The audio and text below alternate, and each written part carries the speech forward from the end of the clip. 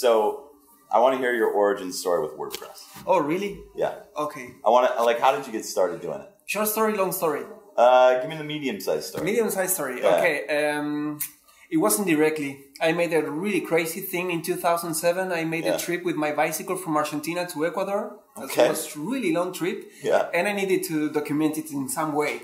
So at that moment, the only blog software I knew was WordPress. So I just downloaded it, I installed it, and then doing some kind of maintenance, I discovered how good it was. So I was working at that moment with other technologies.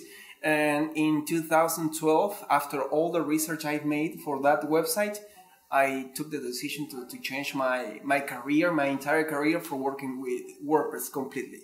Whoa. WordPress developer.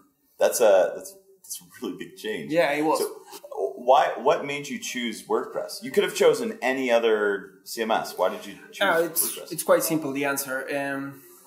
It saved me a lot of time doing my usual activities as a programmer. For example, to create simple entities, or I don't know, maybe some really small modifications. In any other technology, it would take me like a lot of hours. Yeah. But with WordPress, it was so simple and it was really well documented. So it was like the right decision to make. There was no other option. Right. That you just sounded like a commercial for WordPress, by the way. You're like, it's so fast, it's so easy, it's going to be... I'm not. I'm a developer. I'm not a commercial. Okay, so but you left something out there, because you said that you started with WordPress. It was a great CMS. It saved you a bunch of time. Yeah. And then you skipped right from that, building a website for this ride that you were doing. Yep. Immediately to doing work and business. And so, how did that come about? Have you always been a freelancer, or you? No. It was a thing about what you really think on software. For example, it was a brand, the technology I was working for, and every single year it was like an update, but you could see that it was a commercial update, that actually there was no improve in the code. Right. So I knew that. And I don't want to stick with that kind of technology for the rest of my life. And on the other hand, I saw the code on all the updates on WordPress, and they were really, really updates. Yeah. They were like improving their code or the way to develop. So it was a really clear decision I took. It was really hard because I was working for a bank or financial companies. I was earning really good money, and then when I made when I took this decision, my salary just really went down. At that moment, WordPress wasn't that popular at that time. But I really believed in the CMS, and now I'm so happy for taking that decision at that moment. Yeah. So did that scare you when your salary went down? It wasn't scary because I could survive with that money and save a little bit. So, but I was really happier. Yeah. That's priceless. Okay. That's priceless. So tell me about what made you happier about it. I'm curious, like, did you go on more bike rides? Did you get to enjoy life more? What? Not at that moment, because I changed from one company to work for another company. So I was like with the regular holidays. But then with the time, I became freelancer in 2016. Yeah. And then I was the owner of my time, so I can work the time that I really want, or I can work on Saturday or Sunday in order to have free Monday, Tuesday, or all the days I really want, and enjoy more holidays, traveling around. Unfortunately, I declare myself as a nomad, digital nomad, so I'm traveling all the time. For example, right now I'm in Belgrade, and that really makes me happy, and at the same time gives me the energy to keep continuing with this kind of work. Yeah. So you enjoy the freedom that you get, of course, and because of that freedom, you get more excited about doing more of the same work. It makes me more responsible for the project, and I learn how to manage my time in order to do both things, to enjoy and to work. So you live this nomadic lifestyle, and right now you're in Belgrade. You travel all over the world, I'm guessing. Almost. Something that you're well known for, being a digital nomad. How do your clients feel about it? How do your customers feel about it? How do you manage that relationship? being in one time zone, being in another. No, it's how's that work? it's your responsibility to be like online. I'm going to quote that, to be online on their time zone. It's like you can have this kind of life, but you also will need to have the responsibility or to make the extra effort to be always accessible by email or whatever and respect their time zone. And what do they think about traveling all the time? Well, they shouldn't know that. Yeah. So you keep your personal life away from your I'm client always trying to be responsible, to deliver all what I'm asked in time. Yeah. And that's it. It's the same if I'm working in Madrid or in Istanbul. Right.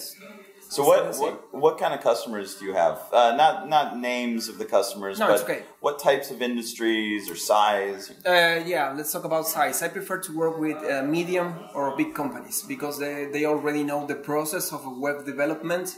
I don't have maybe the patience to explain to small clients all the process. I don't have that time. I don't have that patience. So I prefer to work with medium and big size companies.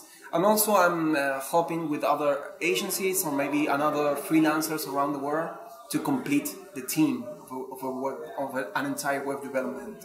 If you have to hire a graphic designer, you have your own specialty.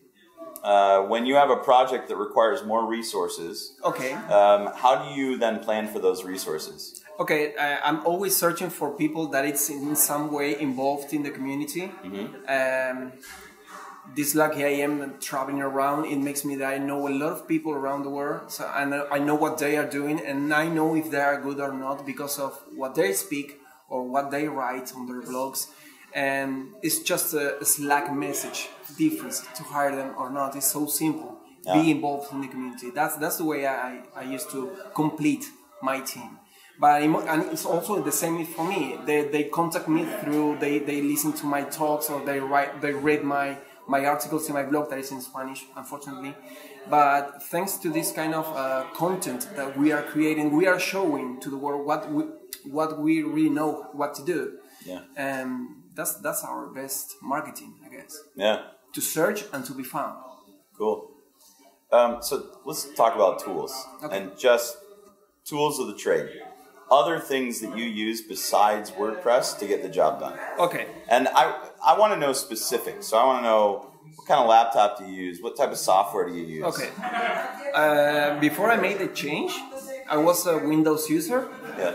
But then in 2012, when I got in this new company working entirely for WordPress, I decided to move to Mac computers, and that was a really great decision because those are not only the computers but also mobiles. They are tools that really works. That you don't have to worry about them if they are loaded in the memory or whatever. If you have an idea or you have to do something, that kind of tools will respond. I'm not a commercial of Apple. Right.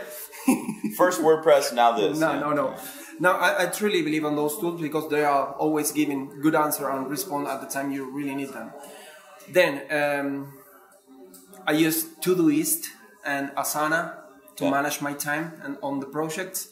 Some Evernote too.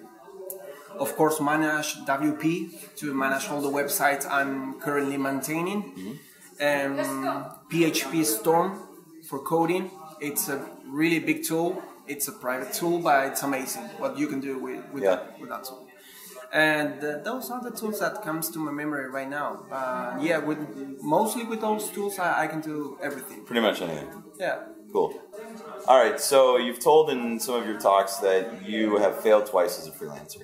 Yeah. And my question to you is, what made you want to start a third time, and what made you successful that third time? It's something that it's in your head when you truly believe in something that will make you happier. You just can't avoid it. You are following that line. It's not a matter of effort. It's just following something that you truly believe. And those 2 attempts I failed. It was not because I failed. It was the technology.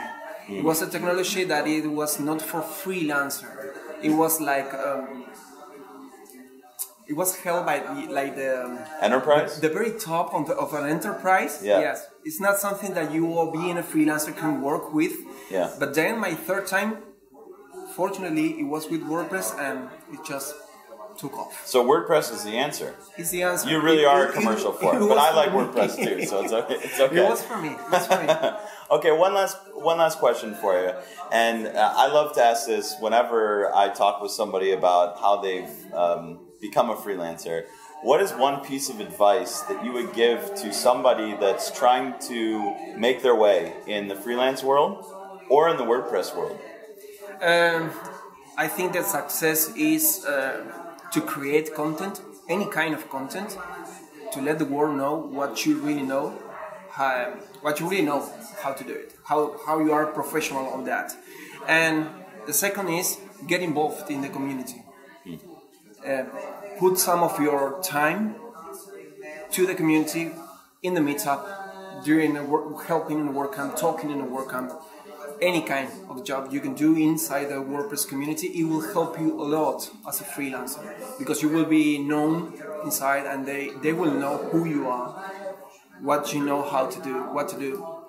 That will help you a lot. Awesome. So create content and help in some way in the community. Cool. That was what really helped me. Yeah, that's awesome. It's great advice. Well, thank you so much. No, thank you so much for this interview. Yeah.